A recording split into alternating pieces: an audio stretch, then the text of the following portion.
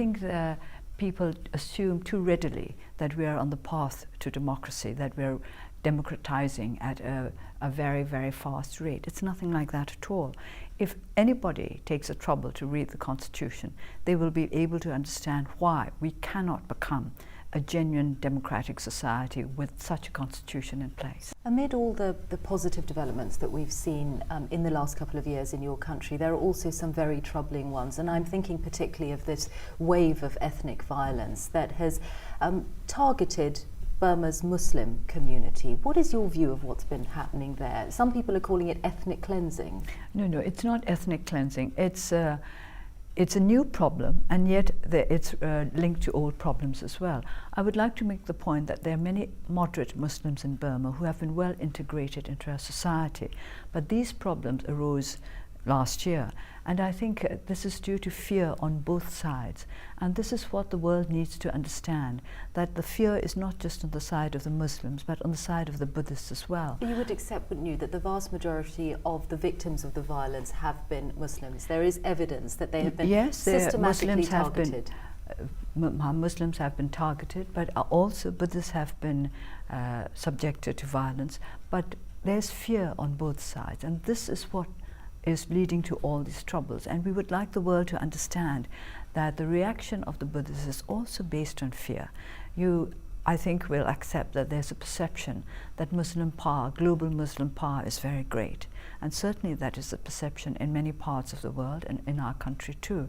So there's this fear on both sides. You would accept, though, that the scale of the suffering is not equal on both sides. There are something like 140,000 Burmese Muslims displaced from their homes and living in camps. They're the ones who are bearing the brunt of this violence. I think there are many, many Buddhists who have also left the country for various reasons, and there are many Buddhists who are in refugee camps for various reasons. You will find them in Thailand, very many of them, and you will find them scattered all over the world. This is a result of our sufferings under a dictatorial regime, and I think if you live under a dictatorship for many years, people don't learn to trust one another. A dictatorship generates a climate of distrust. But people have to take responsibility for their actions. Of course, this is what the government has to do, to make sure that there's accountability. And it doesn't seem as if the government is making people accountable at the moment. I'm thinking particularly of the Buddhist monk Wiratu, who used to be in prison but was then let out, and now he's a very popular, influential figure. He goes around spouting what really is hate speech, talking about Muslims being like dogs and blaming them for stealing Burma's women and things like that. Do you condemn that kind of hate speech?